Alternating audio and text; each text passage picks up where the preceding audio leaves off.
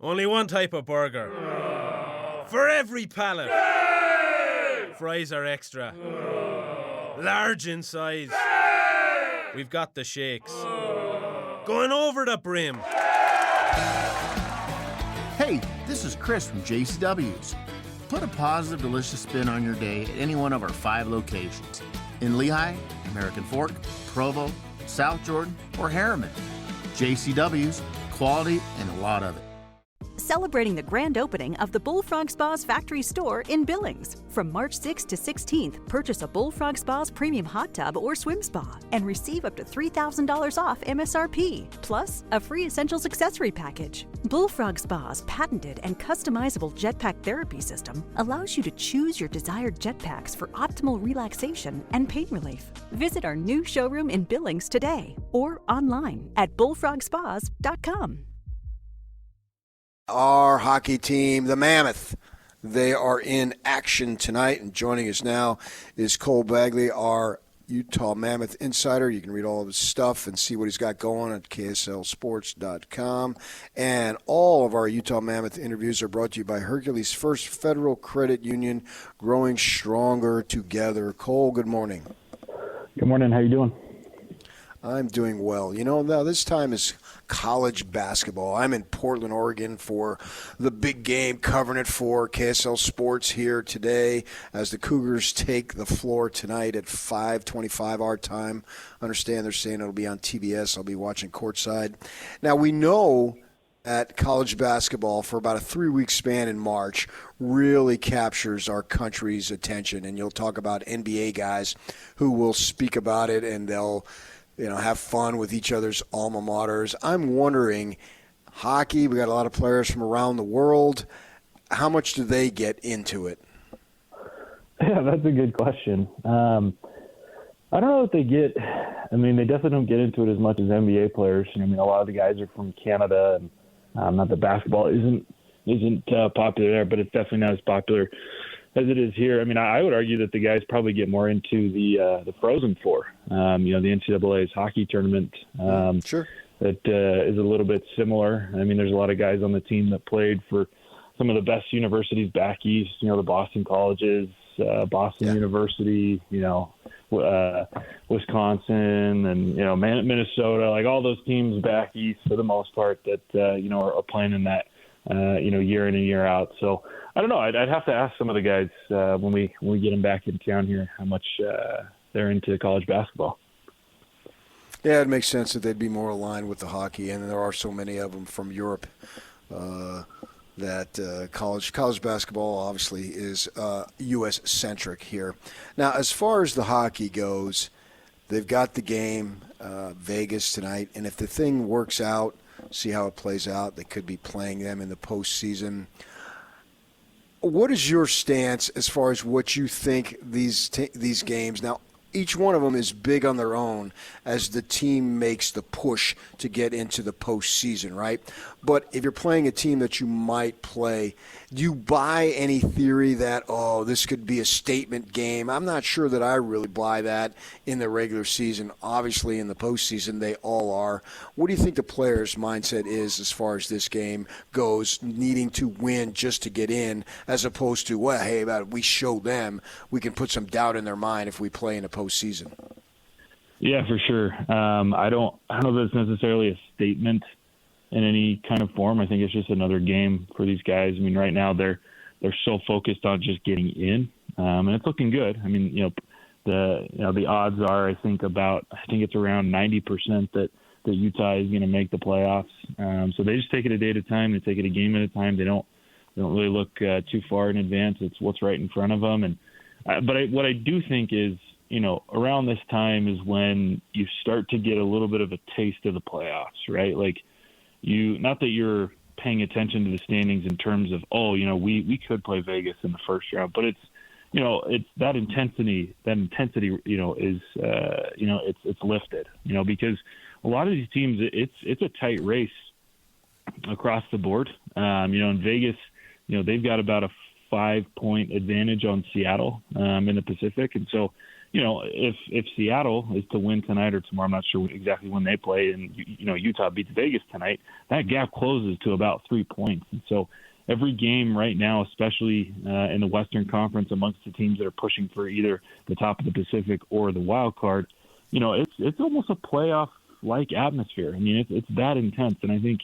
even when Utah played Dallas the other night, you kind of got a little bit of a playoff atmosphere. The emotions were a little bit higher. It was definitely a little bit more physical. You're getting guys dropping the gloves, and there's a lot of extracurriculars about every time that the puck puck stops. So yeah, I don't know that they look at it from the mindset of, this is a team we could play in the playoffs, as opposed to it's playoff time for us right now. Like, we've got to find a way to get this get this win tonight, because the team across from us is pushing just as hard, and so we've got to match that intensity. So they win 4 out of 5. That extends back into the final days of February. 3 of them, I believe, were on the road, and you're thinking, okay, looking good. And they close that road trip with a couple of defeats, and it leads to a 4-game losing streak. I'm trying to figure out, how do I explain looking so good and then following it up by laying an egg, committing penalties in the offensive zone, which is a no-no, all those types of things. Any particular explanation for all that? Yeah, I think it's a combination of things. I mean, it was a fairly long road trip. They played 5 games on the road, so they were gone like 10, 11, 12 days. And, Chicago has been a weird matchup for Utah. And, to go into Chicago on the first half of a back-to-back, and, they didn't really bring their A game, and they settled for a point, right? And, you look at that and you go, all right, they got 7 of 8 possible points, at that point in the road trip. If they could have gotten something out of Minnesota, that would have been great. But that was not only a scheduled loss, but that was a really poorly planned game, right? To face a team that could be a cup contender in Minnesota on the tail end of a 5-game road trip, those guys were checked out. And Minnesota wanted that game because they had yet to beat both the Utah Mammoth and Utah Hockey Club in their existence to that point. They were like 0-4-1 against them, so they hadn't beaten them in regulation yet. And, that team is very, very good, right? They've got Kaprizov, they've got Boldy, they've got Quinn Hughes, they've got Brock Faber. I mean, they've got 3 Americans from that gold medal team that were all out for blood and wanted that game. And so I think that one, they were not involved. They were tired, and they looked at it and went, all right, we got 7 out of 10 points. But then, they had lost that game. They'd gotten away from their game. They play Chicago again. And for whatever reason, Chicago just has Utah's number. And so the mistakes continue to add up. They played better in that game, but the pucks really weren't bouncing their way, and they had to settle for a point. And then Pittsburgh was just a weird game. So I would more so attribute it to, they kind of, they were exhausted at the end of the road trip. They had a scheduled loss against Minnesota. I think that mindset kind of trickled into, that two game homestand, and they weren't with it. But that loss to Pittsburgh was a wake up call, because it's like, look, it doesn't matter if you win 4 out of 5 on a road trip, or you get points in 4 out of 5. You have got to continue to play your best hockey if you want to get in, because as much as they do have a little bit of breathing room, that can quickly evaporate, and suddenly you're on the outside looking in. And so for this team, they went into Dallas with a chip on their shoulders. That's one of the most complete games I've seen them play across the board. That was their biggest win of the season, to beat a team that had gotten points in 15 straight hockey games, the hottest team in the league, and to beat them 6-3, I think just kind of shows the maturity and the mindset and, what their goals are this season and how serious they are about them. So, we'll see if they can continue it tonight and tomorrow. It's tough, right? Like the back-to-back against Vegas, who is third in the Pacific. And then you got to play Anaheim, who's number 1 in the Pacific. So these are potential playoff matchups like we were talking about. Yeah, we'll see what happens there. Fortunately, it's not that long of a trip to hustle over to Anaheim, but I get your point. And you talked about that Dallas game. It seemed like that was Boy, that was something that, nothing is a must-win unless it literally is a must-win, meaning if you don't win, you lose, you're done, or whatever it might be. But in terms of what the team needed for its psyche, I think that was important. And you used the word maturity. They showed it. And Andre Tourigny had used, I think it was it the Pittsburgh game where he questioned the level of maturity?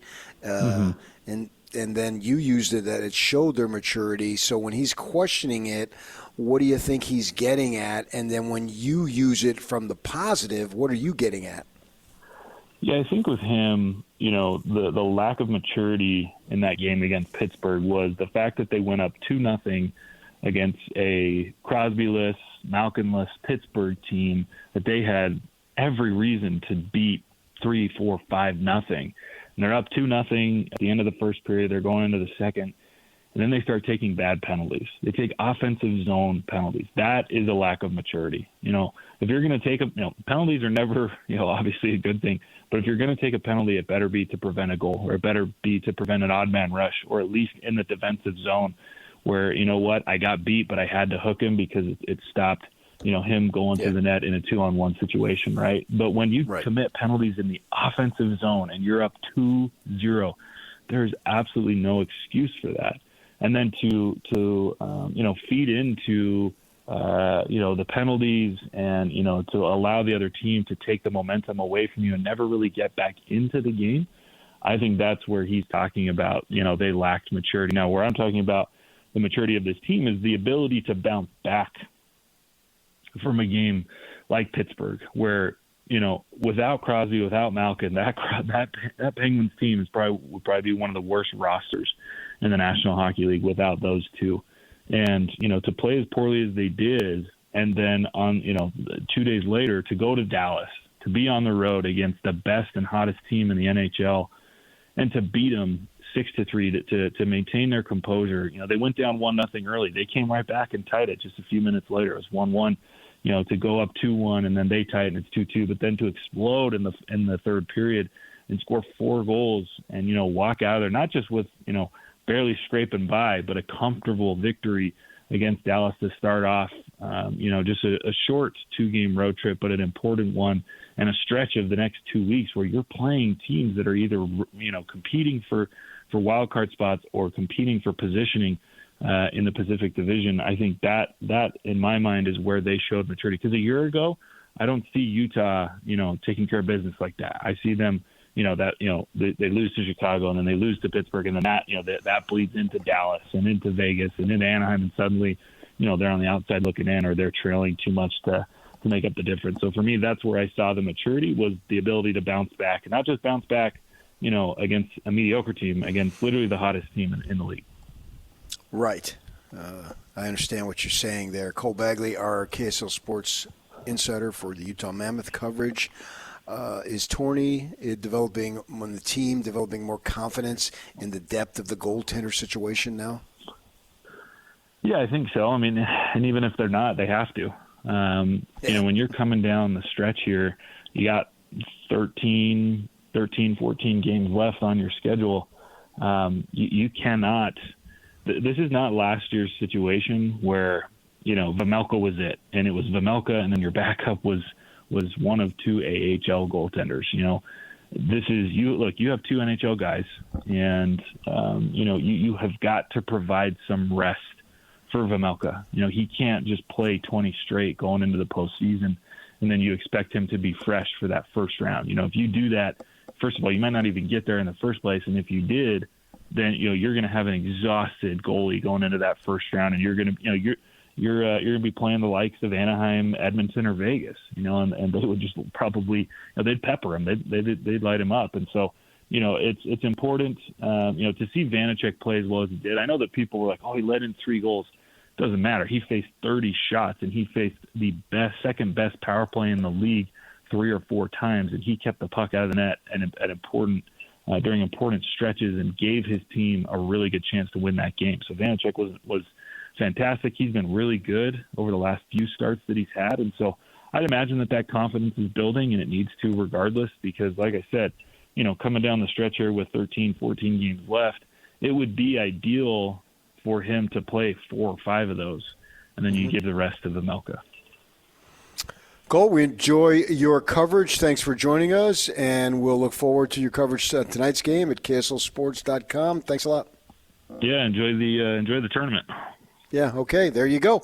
A lot of sports going on in our state. Yeah, it's cool. It's fun. Absolutely. March Madness is upon us. The Cougars get going tonight at 5:25 against the Texas Longhorns. That's a topic of discussion. We will wrap up the show, and we've got DJ and Ben Anderson at where are they at, Jock? It's Kenny J's, right? Barbecue down in the district. We've all been out there. So that's some big time barbecue. I've sampled their food. It's and fantastic. They got it going on over there in the district. So we'll get you ready for that. Stay with us right here on 97.5, the KSL Sports Zone.